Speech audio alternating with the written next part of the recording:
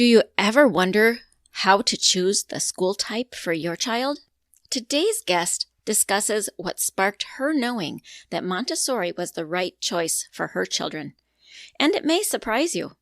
She also talks about how our inner child can keep us stuck from following what we know to be true for our children. In these cases, we may need to reparent ourselves. Her German accent is beautiful, and you will be entranced while you learn about Montessori, inner child work, and how these things showed her how she can reparent herself. She says, your emotions are the messengers that give you the information you need to make the decisions you are faced with.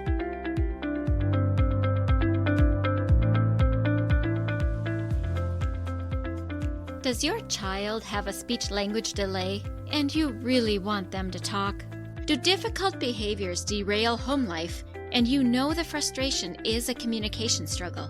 Does your child see a speech therapist and you wonder, what do they do and how can I help? If these or similar questions are in your mind, this podcast is for you. Hello, my name is Dinalynn Rosenbusch. I am a speech-language pathologist that has worked with children from birth to 21 for 3 decades. And in my classrooms, I see you wanting to connect with the heart of your child, but their speech and language skills create a barrier.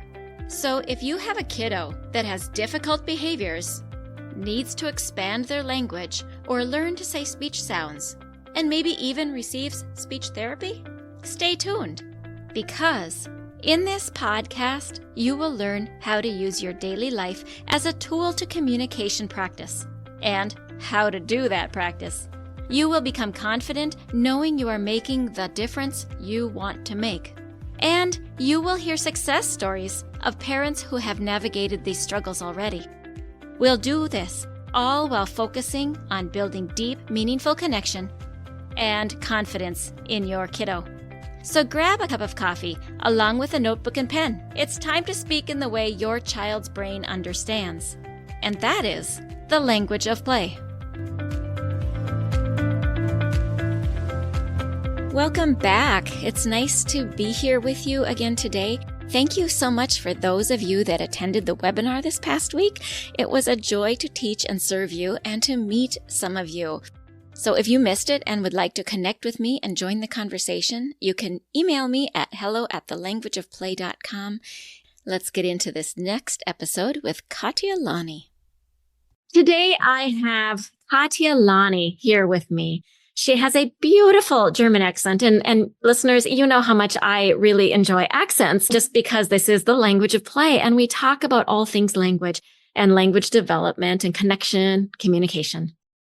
Katja is here today to talk with us as a parent of 3 kids and as a Montessori educator. She is an embodiment and empowerment coach, and she can tell us more about that. Katja, thank you so much for being here with us. Yeah, hello everyone, and I'm so happy we are having this conversation together today. And as you're telling about me already, I am a parent of 3 kids, and I also worked as a Montessori educator for more than a decade. So I had lots of interactions with parents. However, as an energy healer that I am focusing my work on today, another word has become even more important to me than the parenting, and it's the reparenting, because as an energy healer, what I emphasize most is the inner child of the people I work with, and to use the higher self in you to reach out to that wounded inner child within and to foster that relationship in people. And it's funny because when I was working as a Montessori teacher, I often came across parents who said, I can't handle my kid. I'm totally at a loss. My kid is throwing these tantrums and I don't know what to do. And I always felt it's really not the child that is the issue here, but it's the inner child within the parent that is crying out for help.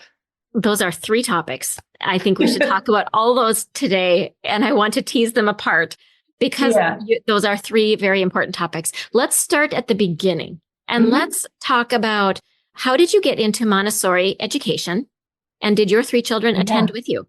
Tell me a little bit about that first to get us oriented to you and where you're coming from.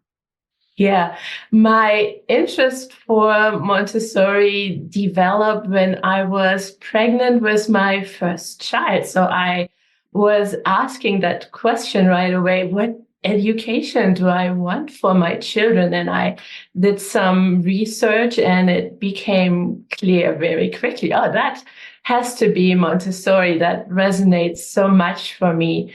And then when I had my firstborn be at an age to leave his first Montessori school, I had this meeting with the head of school, and she was checking in with me: Katja, how are you feeling?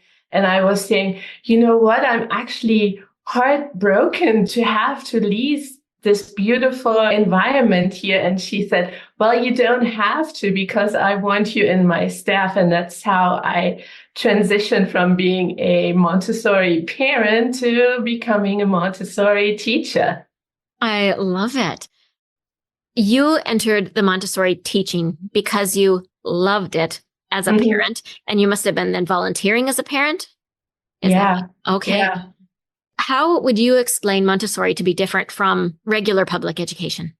The main difference that always jumped out for me was that Montessori education is not emphasizing the academics first and foremost, but there is this emphasis on the spiritual foundation from which the academics then gets addressed. But the first emphasis, the first priority is the spiritual perspective. And that's what resonated with me most. Is that then what brought you into doing inner child work? Yeah. So let's jump to the third topic and talk a little bit about that inner child work. In a way, it happened like that at some point I felt I could do without teaching numbers and language to children. I would like to do the spiritual stuff 100% of the time. Yeah, it is also this recognition that what is most important really is to turn the focus from the external to the within space, and to be very curious about one's inner life. Very good. And that is one of the very foundational words that I use here when we're going to use the language of play. We're talking about what is play, and play being so broad. And curiosity is one of the main foundational words that we communicate in, like with the spirit of curiosity. And then we talk about it from also talking to ourselves, talking to our kids, and how we interpret. I like this idea of the reparenting. And I know that your third topic of inner child and reaching out is woven so much with the concept of reparenting. Go ahead and talk about your experience with those Montessori parents and how the reparenting process would work. How would you identify somebody that needs some reparenting? How do you say it to them so that it sounds nice? Because, of course, we don't want to sound blamey or anything, because we all know we're all doing the best we can. When I heard you speak right now, Dinalynn, what stood out for me was the phrase, how people speak to themselves. That is definitely a big keyword for me doing reparenting work and energy healing work with people, because my main client is somebody who is in this pattern of self-sabotage and has this inner critic that makes their life a living hell. And they are talking to themselves so harshly that really sucks the joy of life right out of them. And it's really becoming aware of, first of all, this really is true for me. I have that cruel self-critical voice, and then learning how to soften that language so it becomes more gentle and kinder. Yeah, it's so important, and it's not typical. The first voices that we have in us towards our own selves seem to be the most negative. When you start teaching this concept of reparenting, do you actually use that word with the parents in the Montessori? I wouldn't say that currently I'm working first and foremost with Montessori parents. It's more with people who have this issue with self-sabotage, people-pleasing, codependency, and those are the main keywords. You are doing your business, which is the coaching practice. Hmm. Yeah. Now, okay. How old are your children now?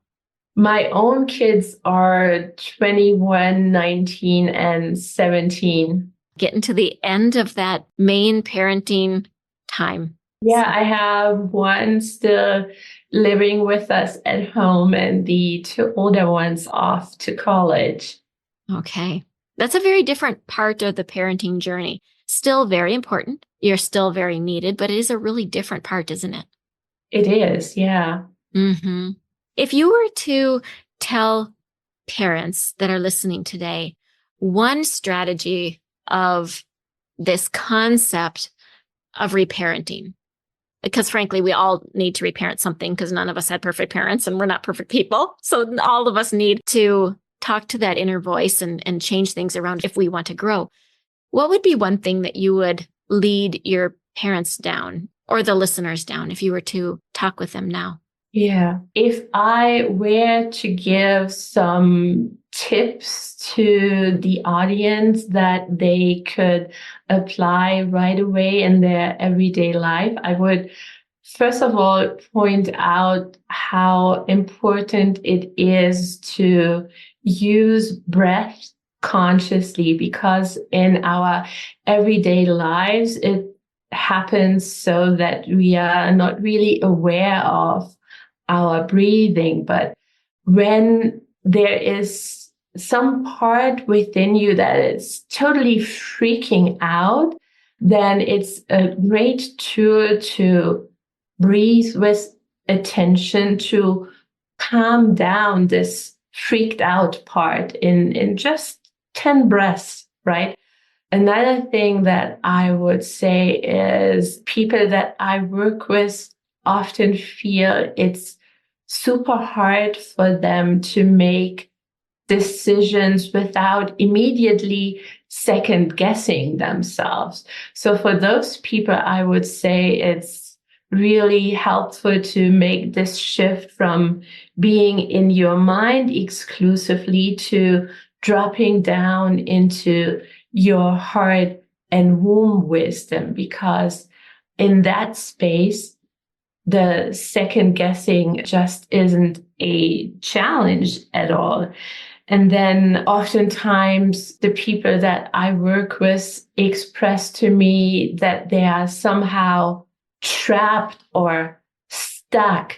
And to get a handle on that, it's really important to commit to moving again, because oftentimes those people are sitting in front of their computer screens all day long, and then they're wondering why they are so stuck. But if they commit to getting up from beyond the screen and start moving their bodies more, they will notice how that also helps with the stuckness that they are feeling.